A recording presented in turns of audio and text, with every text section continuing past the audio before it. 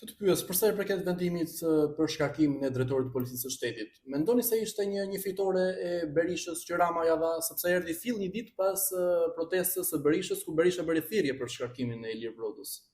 Mirë, në qoftë se ata kishin prova që policia e sjell keq, tjetër gjë, ka drejt ta heqi, ta pushojë dhe nuk mund të flasit dot edhe kryeministi, problemi qëndron me syrin që i pam ne, kush e kishte fajin?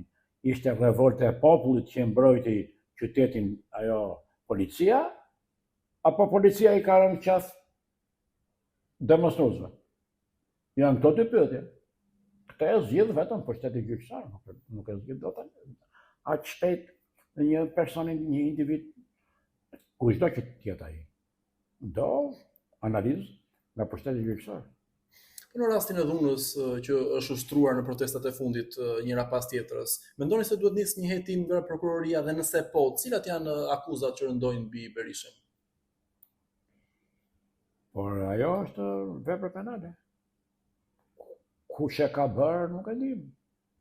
Ato do ta zgjidhi prokuroria me gjykatën, se është çështje profesionale, fajësia.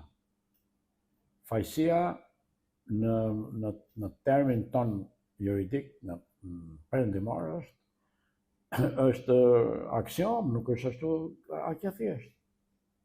Është qëndrimi psikik i personit ndaj veprës. Ky është krimi. Pse? Pse është qëndrimi psikik i personit ndaj veprës? Po dhe unë ju bëj një pyetje që e dini edhe ju, pse nuk dënohet i çmenduri? Për një vepër penale, po del, sepse është qëndrimi psikik, edhe qëndrimi psikik është i smur. Pra, ky është krimi, qëndrimi psikik i personit ndaj veprës. Po tani kjo mund të merret edhe në formën që nuk nis hetimet prokuroria se e di se me kë ka të bëjë. Pra Berisha mund të bëjë çdo lloj veprimi dhe nuk ka asnjë lloj pasoje? Ja, Berisha nuk ka raport mjekësor, pra ato që bën. Në qoftë se do t'i bëjnë analizë, ne nuk e dim si det. Ai nuk ka analizë psikike në psikiatrinë ligjore, ja. Kjo e para, e dyta, nuk e di pse kufizohen, ka shumë arsye, po mendja do të jetë arsye politike, se nuk jemi vetëm ne këtu ka dhe ekspertë huaj që drejtojnë pushtetin gjyqësor, ju do ta dini këtë. Ata janë ekspertë që kanë ardhur për ngritjen e nivelit të gjykatës dhe prokurorisë këtu. E kush e di ata mund të kenë mendimin e tyre, lereni se çdo të sharojnë. Akuzat e Berishës janë shumë të forta kundra Spakut, sa është del nga seanca çdo të hënë kur është, janë të frikshme deklaratat që bën. Po mirë, ju nuk e dini që çdo i pandehur godet pushtetin gjyqësor.